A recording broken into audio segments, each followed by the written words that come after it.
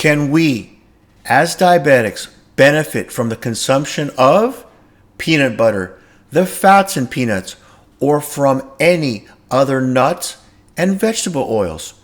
Peanuts are touted to control blood sugars better than any other food, and the fats are said to be quote-unquote heart healthy. First of all, are peanuts even real nuts? Second, what is really in the bottle of peanut butter we've all been eating and feeding our families? If there is a jar in your house, you're gonna want to watch this episode. Peanut butter is not what you think it is. Welcome to the Resilient Diabetic. This is the channel we turn ordinary, struggling diabetics into extraordinary, well-controlled diabetics. If you are brand new to this channel, I welcome you. My name is Sampat. Don't forget to subscribe and hit that gray notification bell. That way, you will be alerted when new life-changing episodes have been published. And finally, if you learned something new today, I would love for you to smash that like button for me. As with all my videos, this should not be considered personal medical advice. This is my interpretation of the latest research.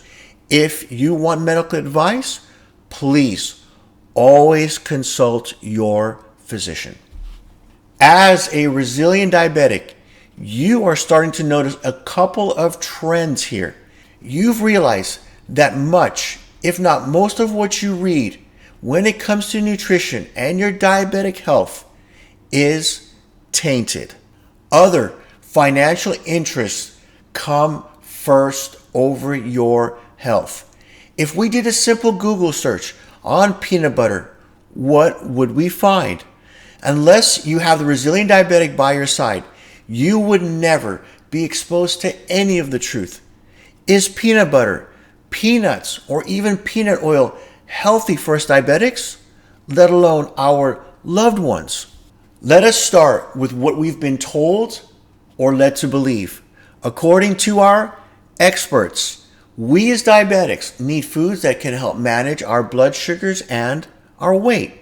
So then peanuts, peanut butter can be that potentially powerful ally to reaching success. Peanuts and peanut butter have what's known as a low glycemic index. What does that simply mean? When you eat it, blood sugar levels should not rise suddenly or too high. We've been told that a diet high in magnesium may also offer protective benefits against the development of diabetes. Peanuts are a good source of magnesium. So what's not to like so far? And we haven't even gotten to the good stuff yet. Our heart health. About 80% of the fats in peanut butter come from unsaturated fats, which we've been told is a type of fat that may lower the risk of heart disease. Peanuts themselves also contain a number of nutrients that also boost heart health, including B vitamins and antioxidants. From the amazing taste of peanut butter to what we've been theoretically come to believe nutritionally, we would all love to shake the hand of the person who invented peanut butter. The peanut butter we are all familiar with is credited to at least 3 men, one of which we just discussed in the episode, Can Breakfast Make Your Diabetes Worse? Dr. John Harvey Kellogg, who patented the process for making peanut butter from raw peanuts in 1895. In that episode, we uncovered and discussed the dirty truth behind this cereal business. And I'll put a link in the description box to that video if you've missed it. While peanuts sport the nut name, peanuts are actually a legume. That makes them a member of the family of plant-based items that includes lentils, beans, and soybeans. Fitting foods into categories is a tricky business. Tomatoes and avocados grow like fruits, but they taste like vegetables. A watermelon is actually a berry, and so is an eggplant. And if that is not hard enough to swallow, it turns out that most of the nuts we love aren't really nuts. True to the legume family, a peanut is composed of an edible seed that grows inside a pod. One reason you may not associate peanuts with legumes is that you don't eat the peanuts dry and brittle pod, like we do many of the other legumes. Another difference lies in where the nuts grow. You won't find peanuts growing on a tree as you would almonds or cashews. Peanuts grow under the soil, originating from a bush-like creeping plant.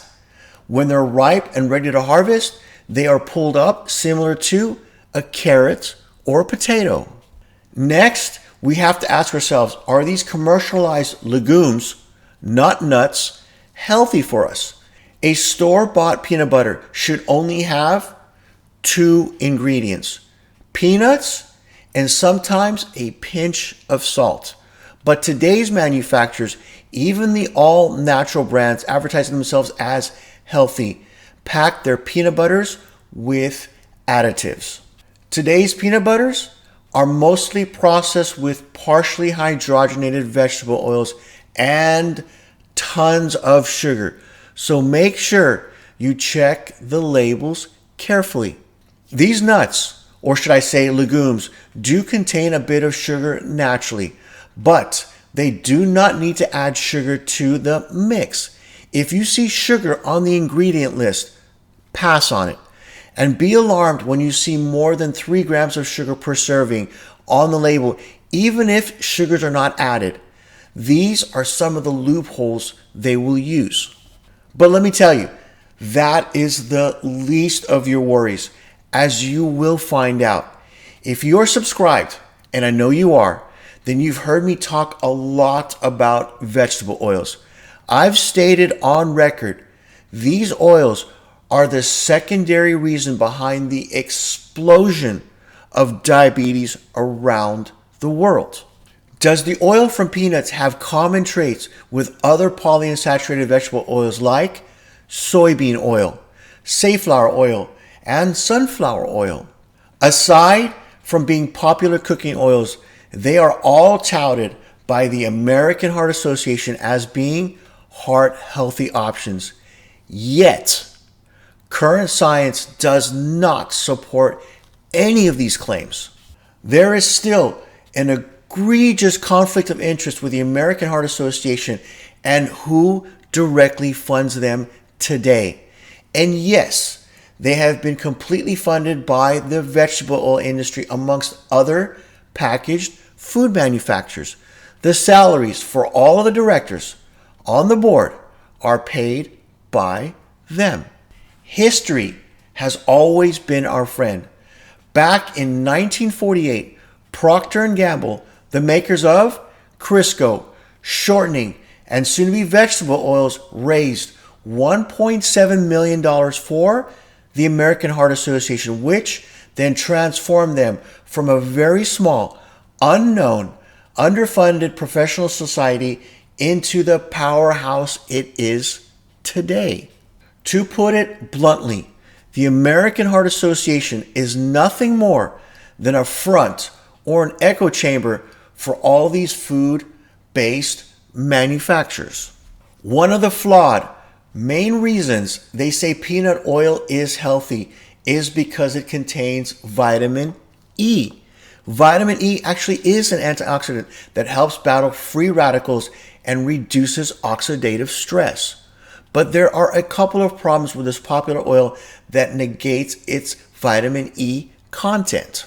First, the oil oxidizes when you heat it, which creates even more free radicals. Second, it is rich in omega-6 fatty acids, which throws off your omega-3 to omega-6 fatty acid ratio. Omega-6s are pro-inflammatory, while your omega-3s are anti-inflammatory. Of course, inflammation is essential for our survival. Omega-6 fats are used to create biochemical signals that promote inflammation. It also helps protect your body from infection and injury. But it also can cause severe damage and contribute to diseases when it is chronic or excessive. Anthropological evidence suggests the ratio we humans evolved was eating around a 1-to-1 ratio, while the ratio today around the world is around 16-to-1. The standard American diet provides most people with a ratio closer to, get this, 20-to-1. As a result of this ratio, metabolic diseases have skyrocketed. That includes type 2 diabetes, high blood pressure, heart disease, cancer, and yes, now even Alzheimer's.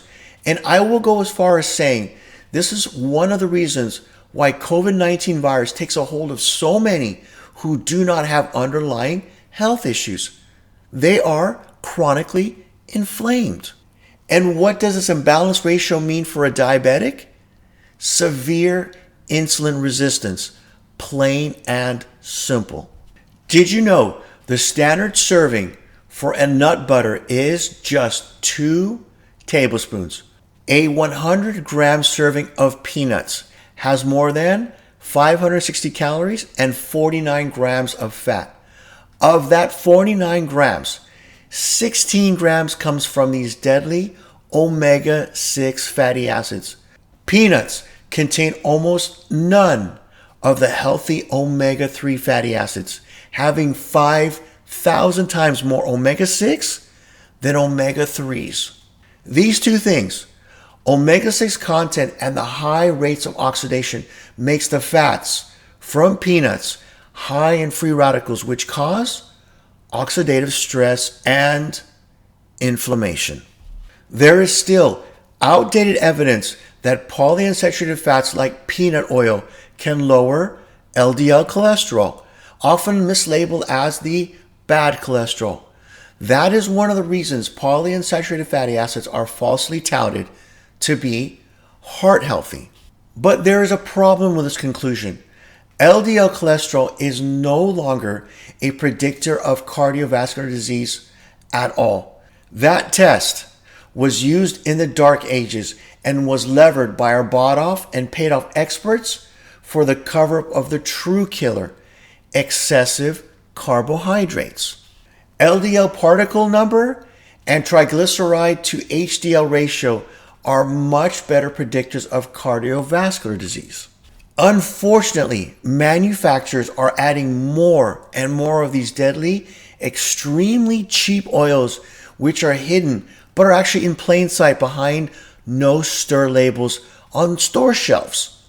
Oils like soybean, canola, and more vegetable-based oils are added to give it that creamy texture. Peanuts do contain a high amounts of protein, and that could be a good thing, right? So the next question is the peanuts a high-value digestible protein our bodies can benefit from? We have discussed the protein digestibility corrected amino acid score, or the PDCAAS.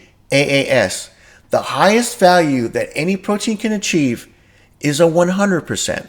Proteins with low scores are either poorly digested or have limited essential amino acids, or the worst quality proteins are both. This score makes a lot of sense for determining the basic value of protein, meeting our human needs for growth and repair of our body systems. This graph you're looking at compares some of the common protein sources and ranges out there. And where do tree nuts and peanuts fall? Well, they are a bit under 50%. And I want you to notice wheat gluten from the cereals we eat, which are significantly lower. And why do I mention this? What do we feed our children for breakfast in the morning? Cereals made of wheat gluten along with all that added sugar, equivalent to more than a can of soda. And then we add insult to injury. We give them store-bought peanut butter, which again is highly inflammatory and poor in its protein content. Can you see why our society is sick from such an early age and getting sicker? We are straight out poisoning our children. Let me ask you this question. What is hunger? Have you ever really thought about this? Hunger is defined as a condition in which a person cannot eat sufficient food to meet his or her nutritional needs. But in our world of excess, hunger is not really about getting enough calories. Hunger and the desire to eat is a consequence of the body not having the right nutrients it needs to survive. So it's asking you to feed it more, hoping you will give it what it requires. And in here lies the problem with peanut butter. I personally have never come across any food item like this that wants me to eat more and more of it and then crave foods after just one small serving. I cannot have just 1 tablespoon ever. It creates a monster out of me, wanting to tear apart the refrigerator for more food and anything sweet. I have a saying, out of sight, out of mind. If it's not at home, then I never desire it. Why again do we crave more foods after eating peanut butter in particular? Because it is void of any healthy nutrient, from the very poor protein it provides to the unhealthy fats. And the body knows that.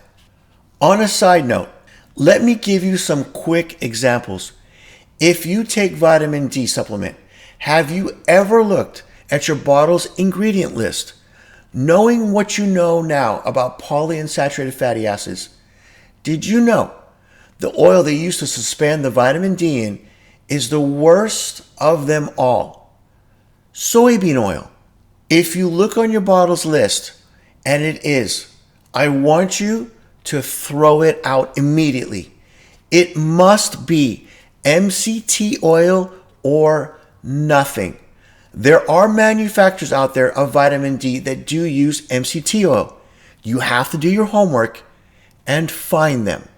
Last month, my wife brought home these amazingly delicious frozen salmon patties. They were round, kind of like formed into hamburger patties. We would just throw them in the oven to bake. But something strange was happening. My blood sugars were not as well controlled like eating a pure salmon steak or even canned tuna. And I could not figure out why. My wife does read the ingredient list before she brings anything new home, and she knows what to avoid. So I never really questioned it. But after that third attempt with unusual blood sugars, I knew something was wrong. So I grabbed the bag out of the freezer for a closer look at the ingredient list, and my heart sank. They use soybean oil as the binder. That just broke my heart, and I do mean literally. Why would you take something so healthy like salmon and add these poisonous oils to it? The rest of that bag went immediately into the trash can. Pay attention to details. It will save your life. Or maybe that's why you have me instead. I will set up a playlist for you on more on the foods we eat. Which ones will literally destroy and tear down our bodies over time, and which foods will allow us to live that life free of complications. If you're on your desktop or laptop, I want you to use your mouse to click this upcoming box. If you're on your mobile device, tap that with your fingers. The first is the link to subscribe to this all-important channel. The second is the link to the playlist on your health. So, have a great and productive day, and we will see you soon with another new episode, which are generally released weekly. Bye for now.